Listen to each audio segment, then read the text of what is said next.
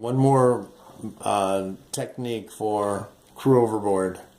There are others, but I'm just going to stick with these three. And the last two were variations of what they call the quick turn method. So, and this one, the quick stop, the thing to remember is that it only works on a high close reach or a close haul. It doesn't work if you're really close, down close to a beam reach, slightly above a beam reach, whatever. It's got to be high close reach. It's not made for, you know, going from a broad reach and then pulling the sails in, blah, blah, blah. That's not what it doesn't really work that way, okay? This is really quick, shorthand. You've only got two people on board. One of them falls overboard. This technique can really work well for that, going upwind. So, person falls overboard, you throw the flotation, and you take the boat into attack as if you were going to heave to. You keep the jib in the same position. I don't have one on this boat, but you backwind the jib. Don't let the main out. Keep the main in just like it was on a close reach.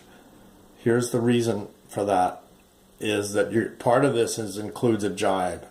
And if you have the main out all the way, you're going to have a real wild, violent jibe that could end up damaging the boat or hurting somebody on board.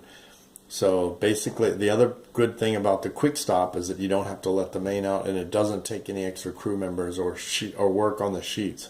You leave the sheets the way they are, go into the, as if you're going into heave to, you maneuver the boat to a place where you're 90 degrees to the person, and just do a circle around them.